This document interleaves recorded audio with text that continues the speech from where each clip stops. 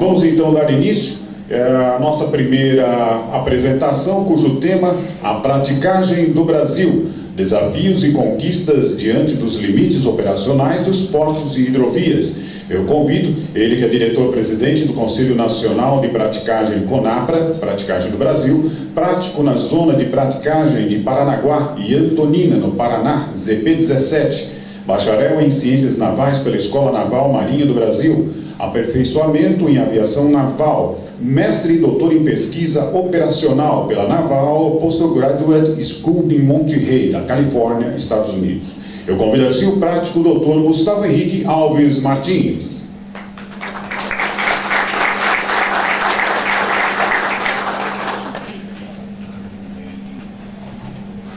Senhoras e senhores, mais uma vez, bom dia. Motivo de grande satisfação da praticagem do Brasil estar participando desse evento. É importante mencionar que o Conselho Nacional de Praticagem participou do processo de revisão da BNT 13246 desde o início, junto com diversas organizações, como a USP, a Marinha do Brasil, a Vale, a Petrobras, Fundação Homem do Mar, uma série de outras organizações. Temos presentes aqui, por exemplo, temos presente prático Sheik do Espírito Santo, que participou praticamente de todas as reuniões e atua diretamente na área de gerenciamento de risco, na inclusão na área de gerenciamento de risco, análise de risco, na ABNT. Pode colocar a apresentação. Nós vamos começar com a parte leve.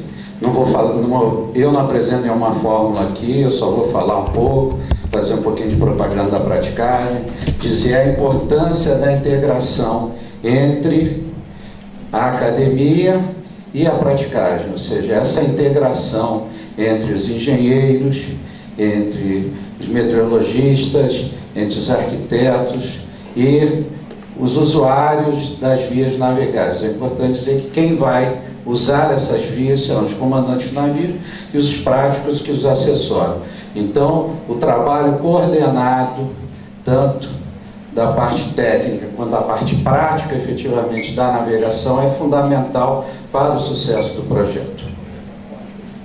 Então, o nosso sumário aqui, nós vamos falar um pouquinho de desafios, o serviço de praticagem, oportunidade para quem não conhece, conhecer um pouquinho melhor, planejamento portuário, falar um pouquinho da dragagem, contribuição da praticagem para o processo de planejamento portuário, as conquistas que nós obtivemos ao longo do tempo e algumas sugestões. Então, quais são os desafios que nós temos? Existe uma previsão de dobrar a demanda por movimentação de carga nos portos. Se nós formos olhar nos últimos anos, ela já cresceu substancialmente. Existe uma previsão de dobrar até 2035, nós vamos ter que estar chegando ali aos 2 bilhões de toneladas movimentadas nos portos. Nós paramos para analisar atualmente, vai chegar à conclusão de que não dá. Então a gente vai ter que crescer para chegar lá. Existe um aumento contínuo da dimensão dos navios. Os navios estão cada vez maiores. Não tem jeito, isso é uma tendência internacional, a gente não pode chegar no Brasil e dizer, não, os meus portos não estão prontos para esses navios. Então nós temos que nos preparar para receber esses navios, nós temos que projetar os nossos canais, as nossas bacias de evolução, os nossos berços para receber esses navios maiores. Não adianta dizer assim, não concordo com a entrada desse navio. Ou a gente vai se adaptar, ou vamos perder muito em eficiência.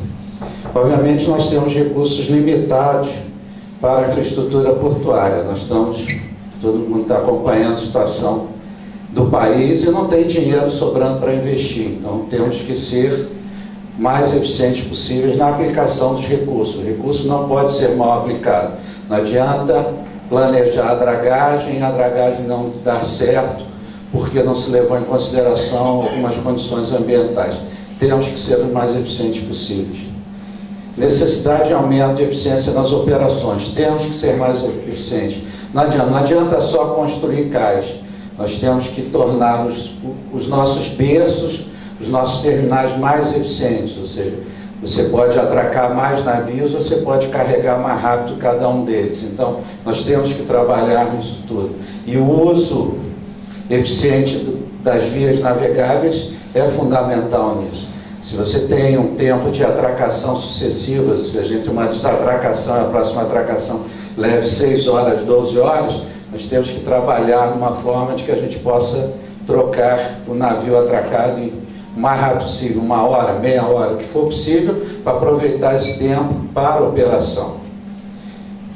Obviamente, temos que ter respeito aos requisitos de segurança. Não adianta querer só aumentar a eficiência, ganho de escala e tudo mais e comprometer a segurança.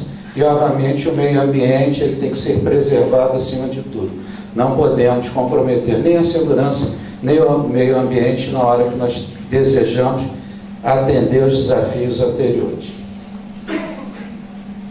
O que é serviço de praticagem? Que é o que diz a norma, é o conjunto de atividades profissionais de assessoria ao comandante requerida por força das peculiaridades locais que dificultem a livre e segura movimentação. Inclui o prático, a lancha de praticagem e a atalaia. E o Conselho Nacional de Praticagem é uma associação profissional sem fins lucrativos, congrega os práticos brasileiros. Ela é reconhecida pela Autoridade Marítima como órgão de representação nacional de praticagem, possuindo tarefas específicas previstas em normas. Para não ficar falando muito, já que uma imagem vale 1000 palavras, um filme deve valer 1 milhão de palavras, então por isso eu economizo o tempo de todo mundo e agilizo aqui a minha apresentação. Eu vou pedir para colocar o nosso vídeo.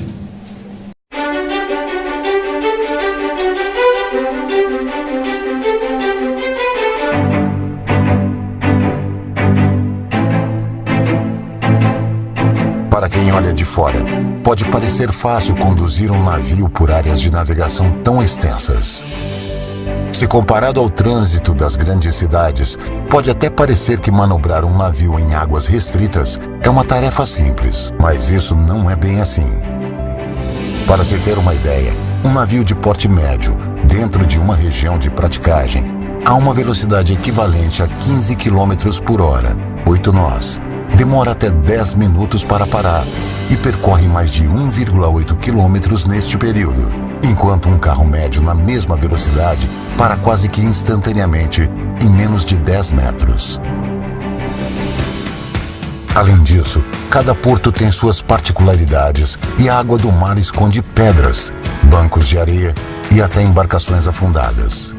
E um acidente com um navio pode ter implicações de grandes proporções, como derramamento de substâncias poluentes, paralisar um porto e, consequentemente, as importações e exportações, e até causar perdas de vidas humanas.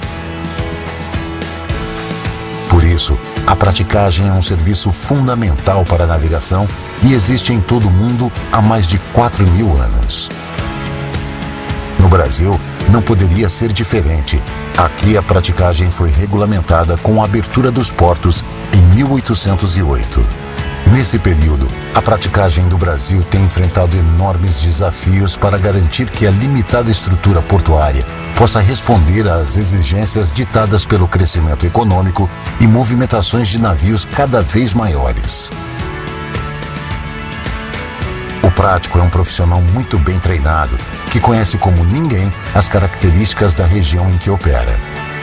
É ele que executa com rapidez e segurança as manobras das grandes embarcações de carga e passageiros, sob qualquer condição de tempo e maré, reduzindo o risco de um acidente que pode parar um porto.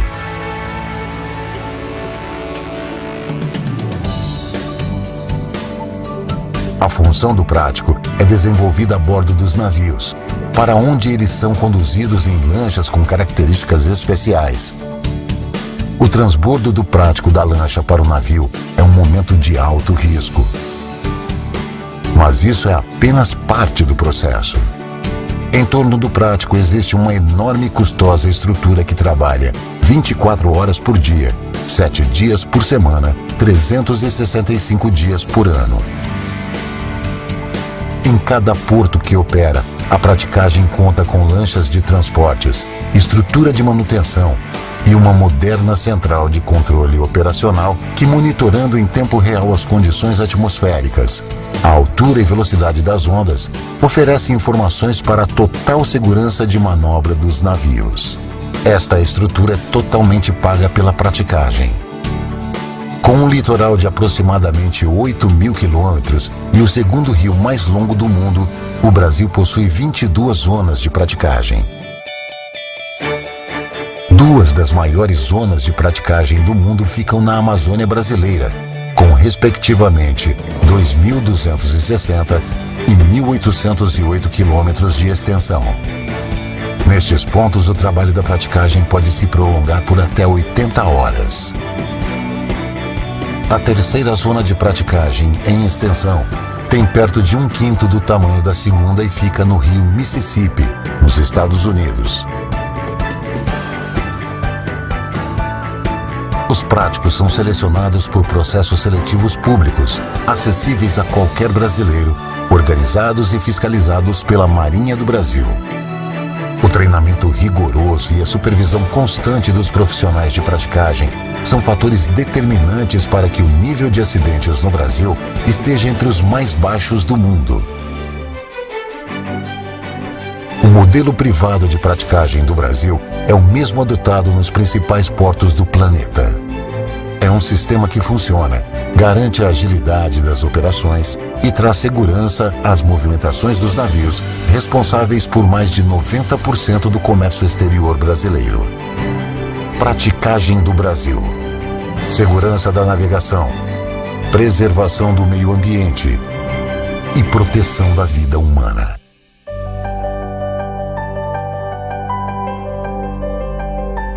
CONAPRA, Conselho Nacional de Praticagem. A praticagem do Brasil no rumo certo.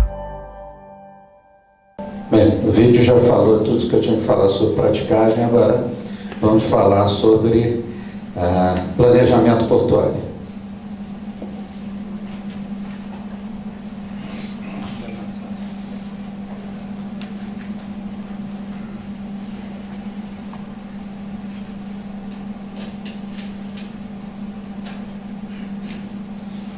Então, planejamento portuário. Quando o pessoal fala sobre a situação do Brasil, inclusive sobre a impunidade, uma das coisas que é sempre referência é o seguinte: a gente tem muitas leis que não se aplicam, e isso leva àquela noção de impunidade. Já que a gente não cumpre alguma coisa que está escrita, a gente acaba ficando incentivado a deixar de cumprir outras coisas que estão escritas.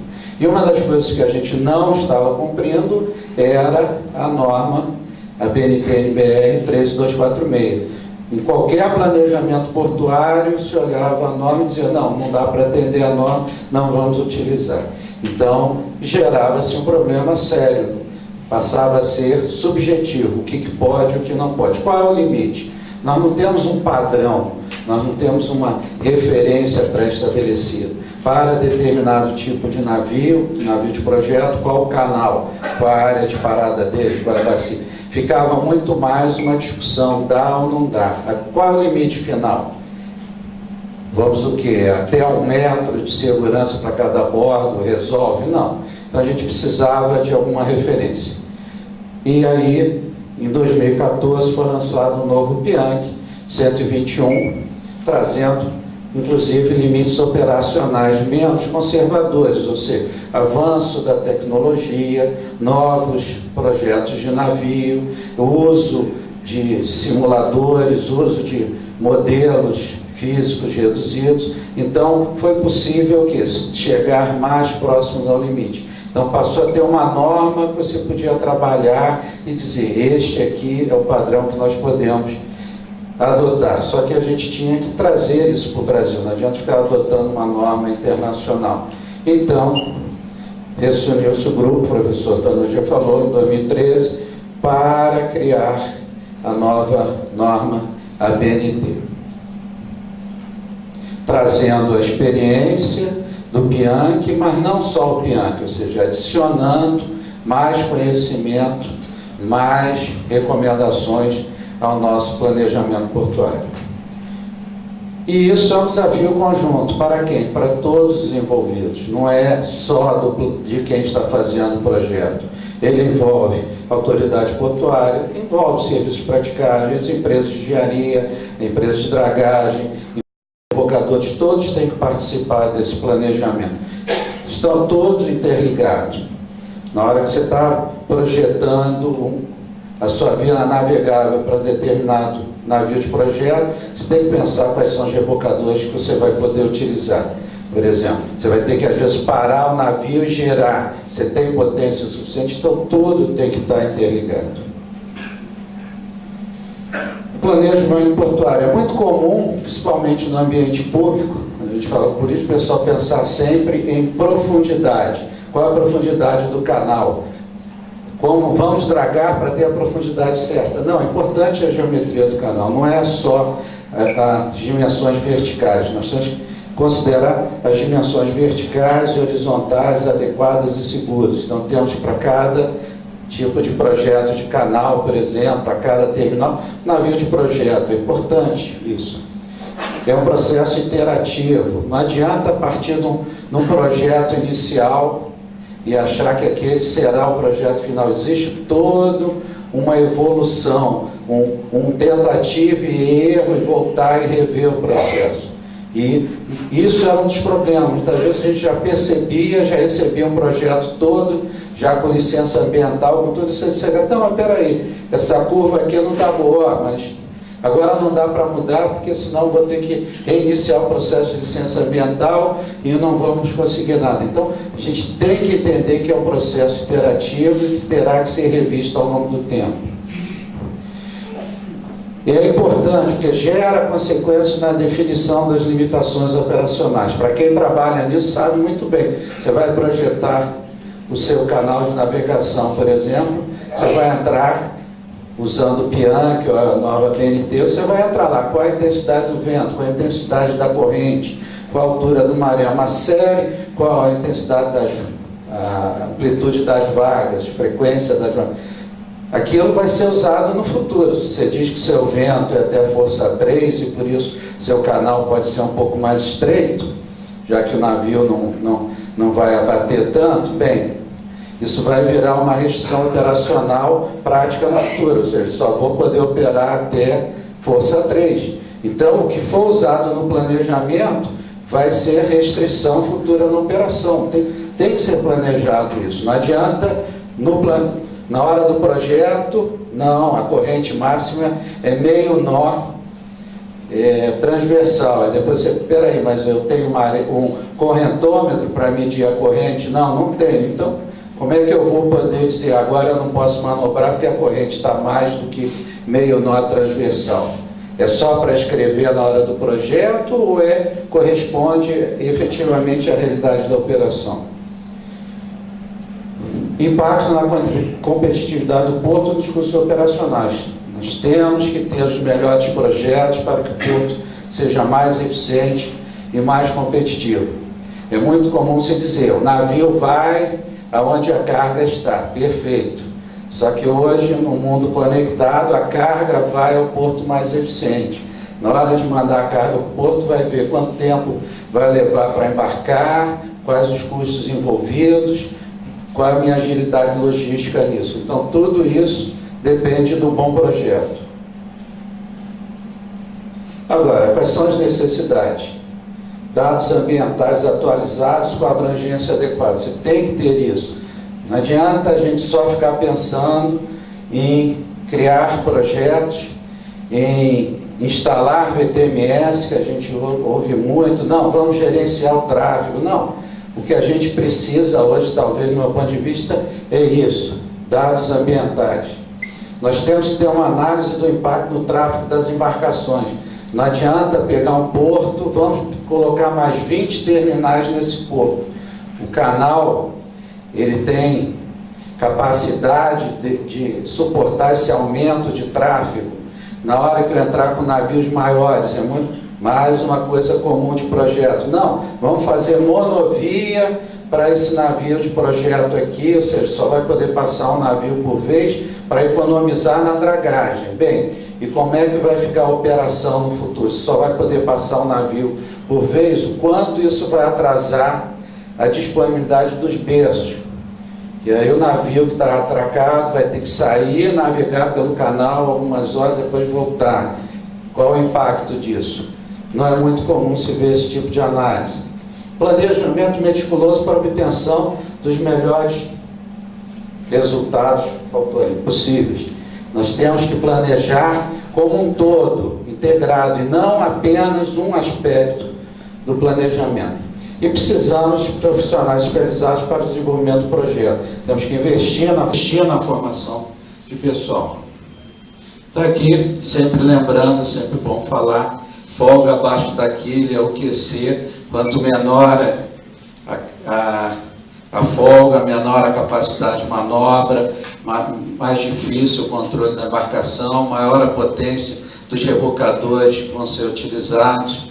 Então, nós temos aqui o PIANC em torno de 5% do calado, ou seja, quando a gente pensa 5%, muitas vezes você vai estar manobrando um navio com 10 metros de calado, 15 metros de calado, vai ter uma folga assim abaixo aqui, meio metro, 1 metro. É só para a gente lembrar, altura de 3, 4 andares, um prédio, você tem uma folga de 60 centímetros entre a quilha do navio e o fundo do canal. Dragagem, quando a gente fala, é sempre bom lembrar, todos os projetos vão envolver dragagem. Até agora a gente tem tido resultados abaixo do planejado. Muitas vezes problemas de projeto. O projeto já nasceu errado, o resultado final acaba sendo complicado também. Emprego de informações desatualizadas ou de abrangência limitada. E muitas vezes assim, vou fazer um projeto, então eu coleto um mês de informação, esse mês de informação vai ser usado para o meu planejamento. Ou então eu pego dados de 20 anos atrás, de alguém que fez uma coleta 20 anos atrás, e eu concluo que o que valia 20 anos atrás continua valendo hoje. Não temos mudanças climáticas, o mundo continua tudo igual. Ainda não é realizada de forma contínua.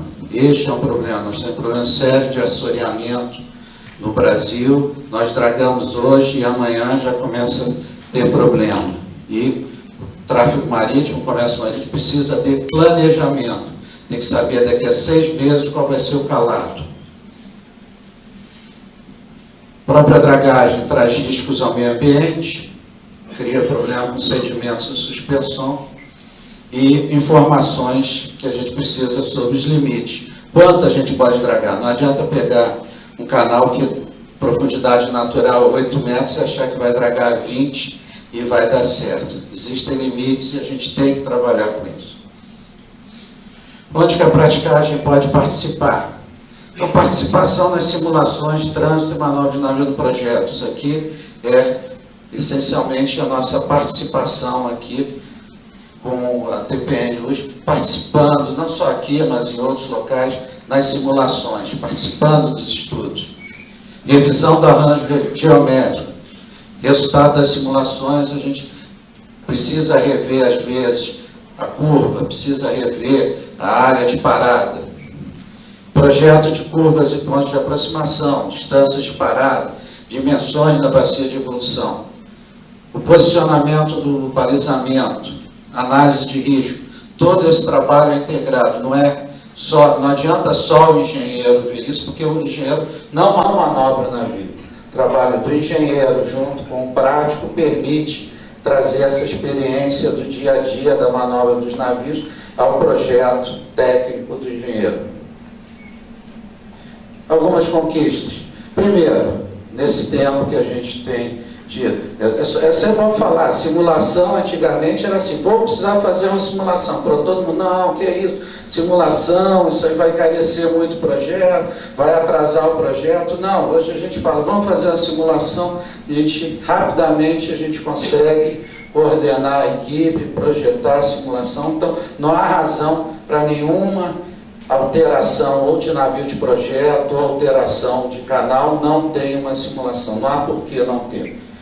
Então, o reconhecimento da importância da participação do serviço praticado desde o início do projeto. Isso é norma do TCU. TCU agora só aprova a licitação se a praticável, se a autoridade marítima, a autoridade portuária estiverem envolvidas desde o início. Aprovação da revisão da BNT. Vamos ter uma norma, uma referência que a gente possa usar no Brasil. A adoção de forma consistente do uso da simulação. Agora sim, toda hora tem simulação. Isso que o professor Tanuri vai falar dos resultados desse nosso termo de cooperação técnica e quantas simulações estão sendo feitas. E aumento significativo na movimentação de carga dos portos. Isso é fundamental. Estamos aumentando, todo ano se aumenta a movimentação de carga, todo mês se publica, quebrou o recorde de movimentação de carga em Santos, ou quebrou o recorde de movimentação de carga em Paranaguá, por exemplo, e isso sem grandes investimentos em infraestrutura.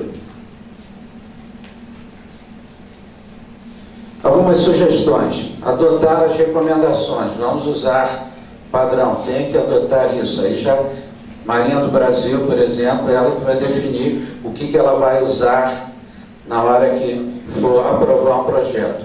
Envolver as autoridades portuárias e marítimas desde o início, elas têm que estar envolvidas. Não adianta chegar lá com tudo pronto, licença ambiental, tudo, para a Marinha dizer, não aprovo porque faltou isso, vamos recomeçar do zero, vamos ser eficientes. Reforçar a participação dos serviços praticados desde as fases iniciais. Estamos à disposição. O prático nunca vai dizer, não vou participar, não quero ajudar no projeto. Nós vamos ajudar, fazer o possível para que o projeto saia o melhor possível, porque nós é que vamos estar navegando no futuro. E desenvolver ferramentas para análise de tráfego nos canais. A gente tem que começar a se preocupar com isso. Daqui a pouco o pessoal quer botar mais terminais e daqui a pouco os canais não vão dar conta do tráfego previsto. Muito obrigado a todos pela atenção.